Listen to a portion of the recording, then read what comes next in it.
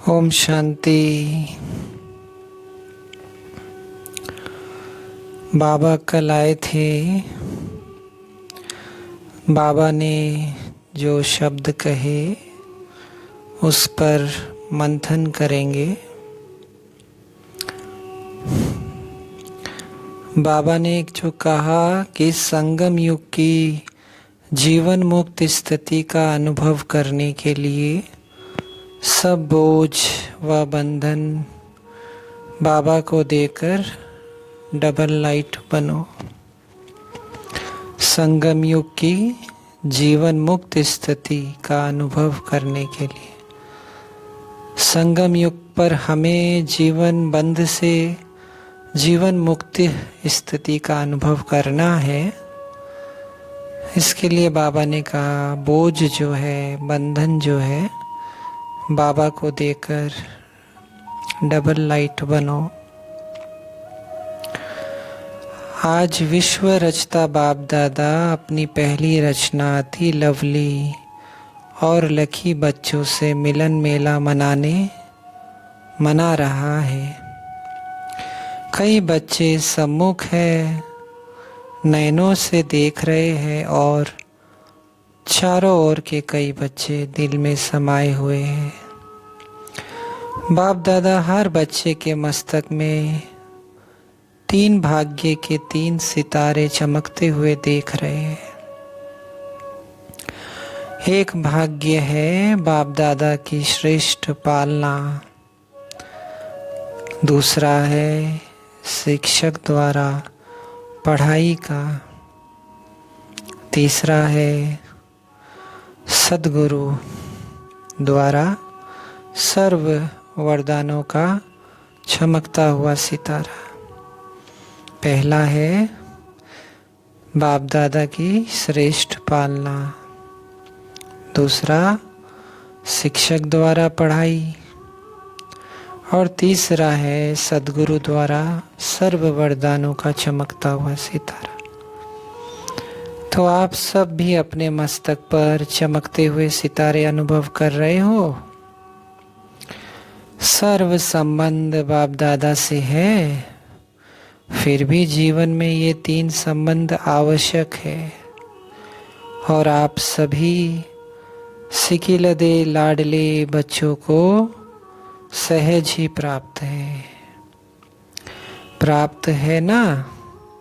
नशा है ना, दिल में गीत गाते रहते हैं ना, वहाँ बाबा वहाँ, वहाँ शिक्षक वहाँ, वहाँ सद्गुरु वहाँ। दुनिया वाले तो लौकिक गुरु जिसको महान आत्मा कहते हैं, उस द्वारा भी एक वरदान पाने के लिए कितना प्रयत्न करते हैं और आपको बाप ने जन्मते ही सहज वरदानों से संपन्न कर दिया। इतना श्रेष्ठ भाग्य क्या सपने में भी सोचा था कि भगवान बाप इतना हमारे ऊपर बलिहार जाएगा। भक्त लोग भगवान के गीत गाते हैं और भगवान बाप किसके गीत गाते हैं? आप लकी बच्चों का। अभी भी आप सभी भिन्न भिन्न देशों से किस विमान से आए हो? स्थूल विमानों में कि परमात्मा प्यार के विमान में? सब तरफ से पहुंच गए हैं। परमात्मा विमान कितना सहज ले आता है, कोई तकलीफ नहीं। तो सभी परमात्मा प्यार के विमान में पहुंच गए हो, इसकी मुबारक हो, मुबारक हो, मुबारक हो। बाप दादा एक एक बच्चे को देख चाहे पहली बार आए, चाहे बहुत काल से आ रहे हैं, लेकिन बाप दादा एक एक बच्चे की विशेषता को जानते हैं। बाप दादा का कोई भी बच्चा चाहे छोटा है, चाहे बड़ा है, चाहे महावीर है, चाहे पुरुषार्थी है, लेकिन हर एक बच्चे को बहुत प्यार, सिख, स्नेह से कोने कोने से ढूंढा है। तो प्यारे हैं तब तो ढूंढा, क्योंकि बाप जानते हैं मेरा कोई एक भी बच्चा ऐसा नहीं है जिसमें कोई भी विशेषता नहीं हो। कोई विशेषता नहीं लाया है, कम से कम गुप्त रूप में आए हुए बाप को पहचान तो लिया। मेरा बाबा कहा, सब कहते हो मेरा बाबा, कोई है जो कहता है नहीं तेरा बाबा? कोई है? सब कहते हैं मेरा बाबा, तो विशेष है ना। इतने बड़े बड़े साइंसदान, बड़े बड़े वीआईपी पहचान नहीं सके, लेकिन आप सब ने तो पहचान लिया ना, अपना बना लिया ना। तो बाप ने भी अपना बना लिया। इसी खुशी में पलते हुए उड़ रहे हो ना, उड़ रहे हो, चल नहीं रहे हो, उड़ रहे हो, क्योंकि चलने वाले बाप के साथ अपने घर में जा नहीं सकेंगे, क्योंकि बाप तो उड़ने वाले हैं। कितनी बड़ी बात है ना। चलने वाले नहीं पहुंच पाएंगे, उड़ने के लिए कहा बाबा ने। इसीलिए बाप सभी बच्चों को क्या वरदान देते हैं, फरिश्ता स्वरूप भवा। फरिश्ता उड़ती कला है, चलती कला चलती नहीं है, उड़ता है। यहाँ जो बाबा ने कहा कि उड़ती कला, तो हम अपने सूक्ष्म शरीर को जितना विजुअलाइज करेंगे, जितना देखेंगे, उससे क्या होगा कि हमारे अंदर जो व्यर्थ चलता है, वो व्यर्थ की जो गति है वो धीरे हो जाएगी, कम हो जाएगी। क्योंकि जब लाइट ही दिखाई देगा शरीर, तो सामने वाले का कुछ नहीं दिखाई देगा। हाँ, बैलेंस रखते हुए अभ्यास हम करते जाएंगे तो उड़ती कला मतलब व्यर्थ से मुक्त है। और हम अगर चलेंगे तो व्यर्थ है, चलना मतलब देह में है तब चलेंगे, लाइट में रहेंगे तो उड़ेंगे। इसलिए बाबा ने कहा, हम बच्चों को ये अटेंशन बाबा ने दिया। थोड़ा आगे चलते हैं। तो बाबा को बोझ दिया या थोड़ा थोड़ा संभाल के रखा है? जब लेने वाला ले रहा है तो बोझ देने में भी सोचने की बात है क्या? अब कई बच्चों के जैसे मन में है कि हम परेशानी में हैं, हम शारीरिक कर्म भोग में, धन का भी समस्या है, तो बाबा को बोझ देने से क्या होगा? देखिए, हम परिस्थितियों को नहीं बदल सकते। हमारे शरीर में अगर कोई व्याधा है, धन की प्रॉब्लम है, किसी भी तरह का कष्ट है, उसमें बाबा को बोल के हल्के हो जाए। बार बार नहीं बोले, एक बार बाबा को बोल के हल्के हो जाए। वो तो हमारा ज्ञान, क्योंकि पहला लेसन ज्ञान है, फिर याद है, फिर धारणाएं हैं, फिर सेवा है। तो अगर हम ज्ञान को थोड़ा सा समझाएंगे, क्योंकि खुद को समझाना है कि कष्ट आए हैं तो मेरे हिसाब है, बहुत बड़े हिसाब है। होता है ना कि कोई चीज़ जिसकी कीमत 50,000 होती है, किसी की 50 रुपये भी होती है। तो ऐसे ही हमारे कौन से जन्म का हिसाब है, कड़े हिसाब है विकर्मों का, वो हमें चुकाना पड़ेगा। अगर हम कहें कि बाबा कुछ भी नहीं करता, तो आप थोड़ा अपनी समाधान निकालिए, अपना शेड्यूल, चाहे अमृत वेला कैसे हुआ, कितना किया, मिस कितना नहीं हुआ, उसके बाद व्यर्थ अमृत वेले से कितना चला, कितना बाबा को साथ रखे। ये और संकल्प, अगर हम बैठ के संकल्प भी करते हैं आधा घंटा एक ही समय पे 21 दिन तक, उससे भी फर्क पड़ता है। एक समय पे योग करते स्थान पर, उससे भी फर्क पड़ता है। जो बंधन मुक्त है उनके लिए, क्योंकि पुरुषोत्तम संगम युग पर जो बंधन ही मुक्त है वो और ज़्यादा भाग्यशाली, और जो बंधनों में है उनको भी बाबा मदद करता है। लेकिन जब हमारा व्यर्थ चलता है तब हमारा वो हिसाब कटता नहीं है। ये सारी बातें समझने की है। बाबा ने कहा अभी तो मजबूर नहीं होना, मजबूर हो कि मजबूत हो। देखो मजबूत कहा बाबा ने,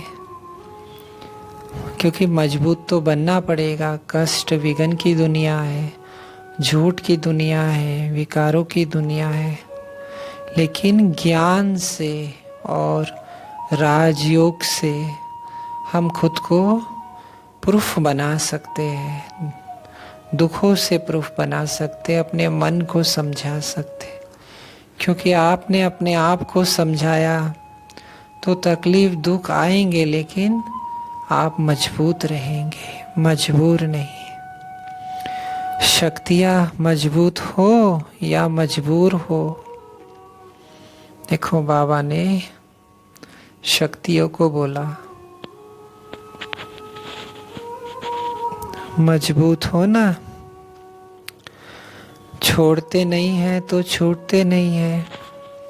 छोड़ने का साधन है दृढ़ संकल्प। कई बच्चे कहते हैं दृढ़ संकल्प तो करते हैं, लेकिन बाबा ने कहा लेकिन कारण क्या है? दृढ़ संकल्प करते हो लेकिन किए हुए दृढ़ संकल्प को रिवाइज नहीं करते हो। अपन बाबा की मुरली आज रिवाइज कर रहे हैं ना, पहला टर्न है बाबा का, पहली मुरली है, तो बाबा ने कहा रिवाइज नहीं करते हो, बार बार मन से रिवाइज करो। देखो अभी मन की बात कर रहे थे, मन ही है, मन को हमें जीतना पड़ेगा। और रियलाइज करो बोझ क्या और डबल लाइट का अनुभव क्या। रियलाइजेशन का कोर्स अभी थोड़ा और अंडरलाइन करो। रियलाइज मतलब खुद को आत्मिक स्थिति में रखना। कहना और सोचना ये करते हो, लेकिन दिल से रियलाइज करो बोझ क्या है और डबल लाइट क्या होता है।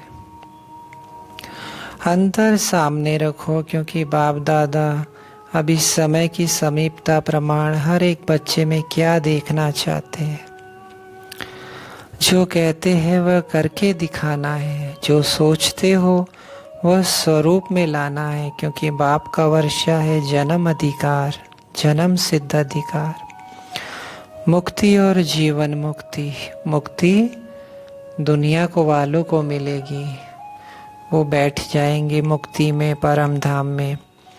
और जीवन मुक्ति शक्ति युग में होती है, मतलब जीवन ऐसे जिएंगे मुक्त अवस्था में। यहाँ हर चीज़ का बंधन, ऑफिस जाना, खाना बनाना, बहुत तरह के बंधन है, लेकिन बाबा हमें ऐसा बनाना चाहते हैं कि हम इस दुनिया में रहते भी जीवन मुक्त स्थिति में रहे। उसके लिए ज्ञान और आत्मिक स्थिति, उड़ती कला को अनुभव लाना पड़ेगा।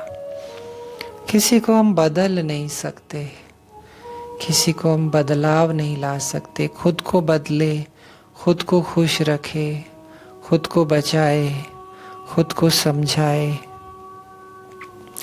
सभी को निमंत्रण भी यही देते हो ना, तो आकर मुक्ति जीवन मुक्ति का वर्षा प्राप्त करो।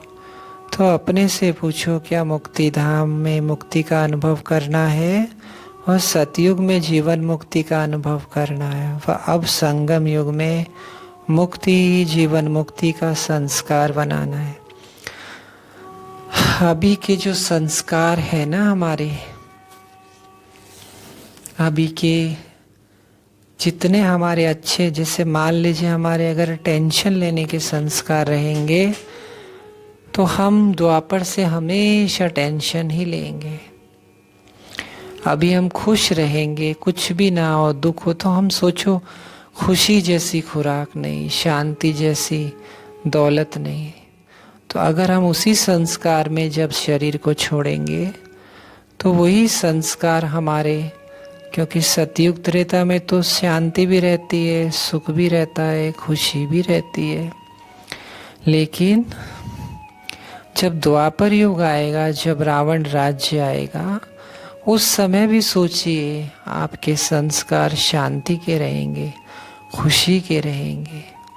लेकिन अभी ही हमारे संस्कार गुस्से वाले, लड़ने वाले, चिंता वाले, व्यर्थ वाले रहेंगे, तो द्वापर से जितने जन्म हम लेंगे वो सारे जन्मों के संस्कार यही रहेंगे। इसलिए बहुत गहरी बात है, इसको हमें बदलाव करना पड़ेगा।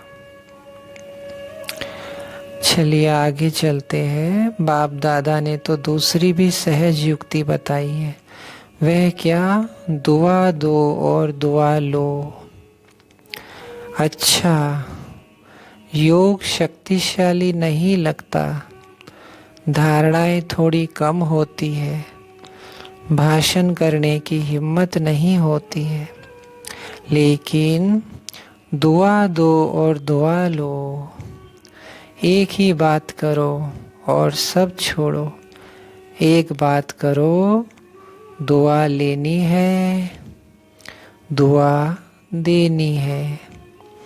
कुछ भी हो जाए, कोई कुछ भी दे, लेकिन मुझे दुआ देनी है, लेनी है। सोचिए,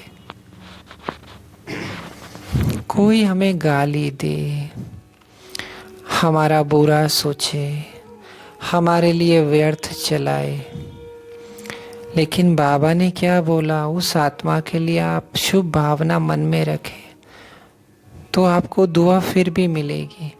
लेकिन अगर हमने उस किसी भी आत्मा के लिए गलत संकल्प चला दिया, हाँ उन्होंने हमारे लिए कुछ भी गलत किया हो, बुरा बोला, हमारी बुराई की, हमारा अपमान किया, लेकिन भगवान कह रहा है आप ज्ञान को यूज करो।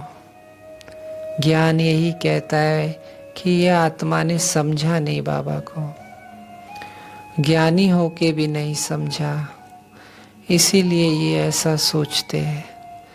लेकिन आप अगर अच्छा सोचते हो उस आत्मा के लिए, तो बाबा ने कहा ये भी पुण्य का खाता, ये आपके खाते में जमा हो जाएगा, पुरुषार्थ आपका इजी होगा।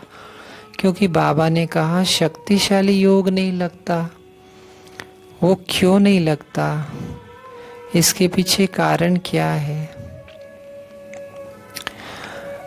बाबा ने कहा ना, 3 बिंदी का तिलक, आप भी बिंदी, बाबा भी बिंदी और ड्रामा बिंदी, 3 बिंदी यूज करते रहो तो बाप समान बनना कोई मुश्किल नहीं। बहुत इम्पोर्टेंट लाइन है। जब हमारी स्थिति अच्छी नहीं बनती, धारणाएं कम रहती है, योग शक्तिशाली नहीं लगता, तो उसके पीछे 3 कारण है। पहला, खुद को आत्मिक स्थिति में नहीं लाते। दूसरा, बाबा को भी नहीं ध्यान रखते कि बाबा याद है। तीसरा, ये संगम युग है, इसकी वैल्यू को हम भूल जाते हैं। तो जब हम भूल जाते हैं तो बाबा को भी भूल जाते हैं, खुद को भी भूल जाते हैं, ड्रामा को भी भूल जाते हैं। फिर हमारा यहाँ बुद्धि हिलती है। तो इसीलिए बाबा ने कहा ये 3 चीज़ें याद रहे तो सब कुछ अच्छा रहे। फिर बाबा ने कहा अगर ये नहीं हो तो दुआ दो, दुआ लो, क्योंकि शुभ भावना हर किसी से नहीं निकल सकती। बहुत दिव्य आत्मा चाहिए। अच्छे के साथ तो सभी अच्छे होते हैं, लेकिन कोई आपका बुरा कर रहा है, अब उसके लिए हम कैसे अच्छा सोचे, उसके लिए हम कहाँ से लाए अच्छी चीज। तो आप देवता बन रहे हो, पहले खुद को आत्मा में देखे, बाबा को देखे, ड्रामा को देखे। ये 5000 साल का सृष्टि चक्र है, ये 100 साल का संगम है। हे आत्मन, मैं क्या कर रहा हूँ? वो गलत सोच रहा है ज्ञानियों के, पर मुझे क्या सोचना है? आप अपने गुप्त रीति से शुभ भावना दे। भले ही ऊपर से आप स्ट्रांग रहे, लेकिन अंदर से शुभ भावना दे। वो शुभ भावना वाणी से ज्यादा काम करती है।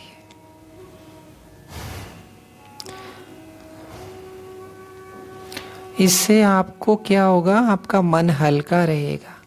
ज्ञान को भी यूज करे कि जो अभी हो रहा है वो अगली बार इसी समय संगम पर 86 ईयर में अक्टूबर में इस तारीख को फिर से होगा आज।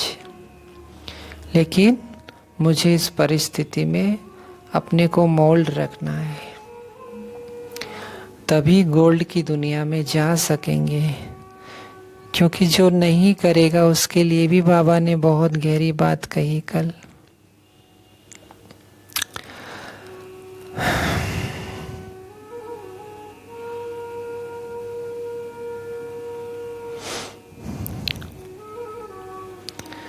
आगे पढ़ते हैं।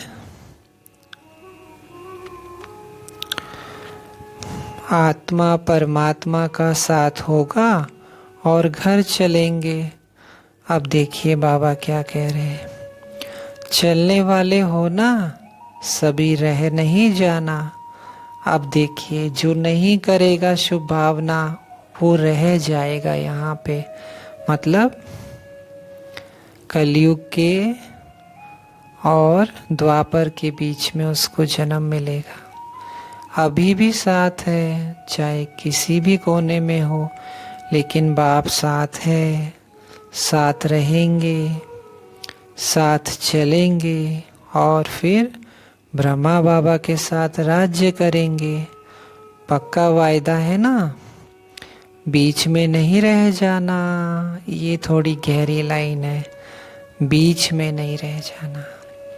अब थोड़ी आगे जो लाइन आ रही है, आप उसको ध्यान से सुने।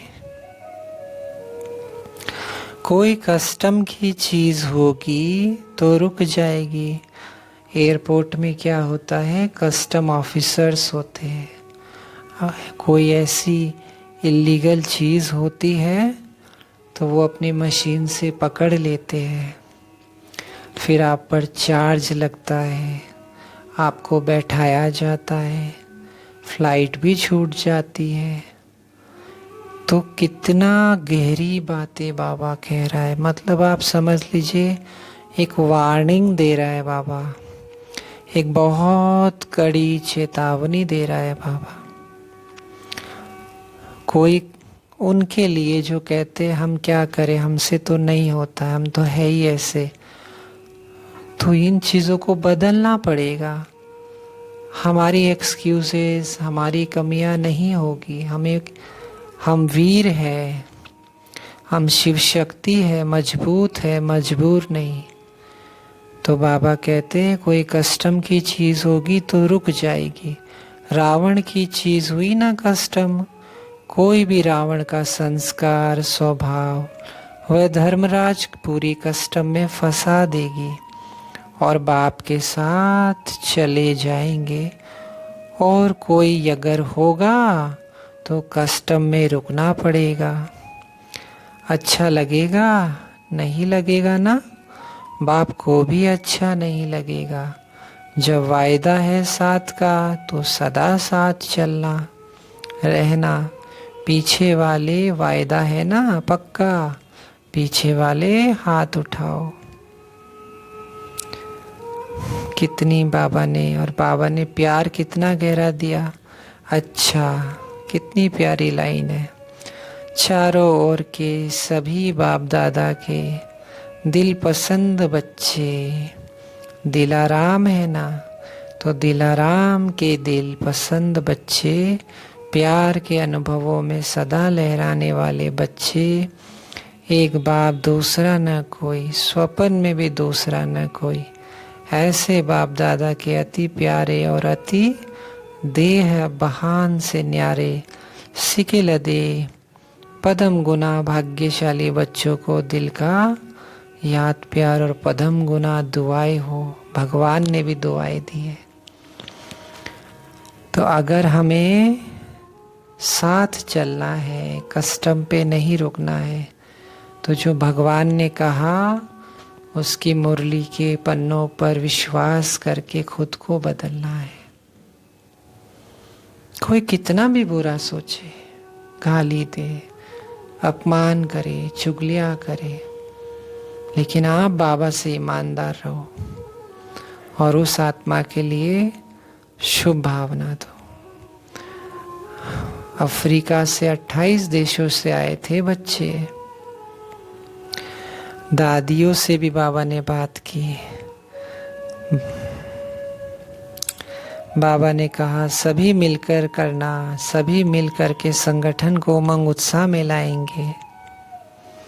तो सभी मिलके जो भी निमित्त बने हुए, सभी मिलके एक दो में राय करके, क्योंकि संगठन की शक्ति बहुत जल्दी सहज कार्य करती है। विदेश की बहनों से भी बाबा ने बात की।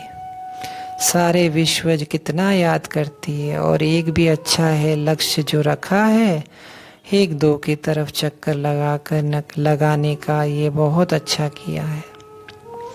चाहे छोटी बहन हो, लेकिन वह दूर से आके क्लास कराएगी। चेंज होता है ना, तो सबको अच्छा लगता है। बड़ी होते भी छोटी क्लास कभी कभी कराती है तो रौनक आती है। इसीलिए सिस्टम अच्छी रखी है चक्कर लगाने की। तो अच्छा चल रहा है। इस बारी और कोई नवीनता ना आवे। जर्मनी में बुक फेयर बहुत अच्छा रहा। दिन प्रतिदिन अनुभवी भी होते जाते हो ना, अनुभव भी काम करता है, तो अच्छा है, अच्छा चला रहे हैं। देखिए आज करवा चौथ भी है।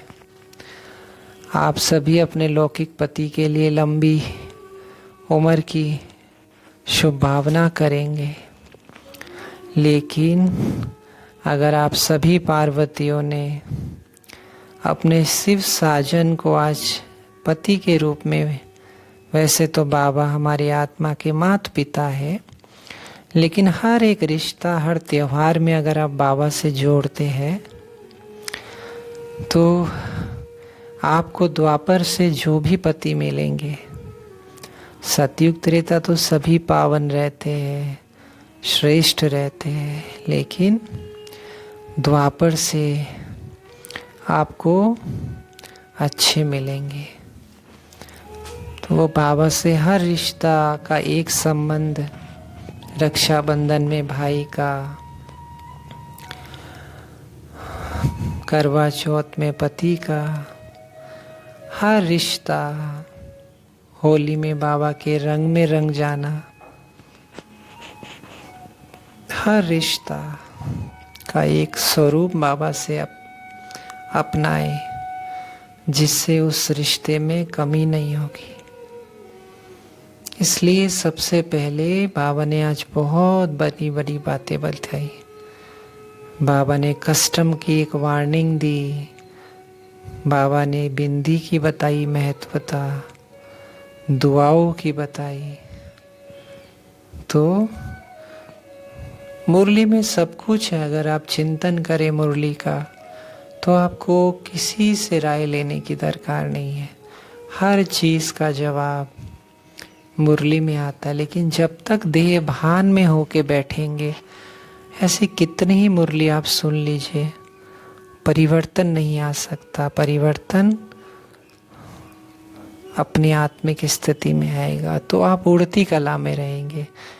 किसी की कमी कमजोरी देखते भी, हाँ यज्ञ में कुछ गलत हो तो बड़ों को बता सकते हैं, लेकिन व्यर्थ में नहीं जाएंगे। ड्रामा, बिंदी, बाबा की कस्टम की वार्निंग याद रहेगी।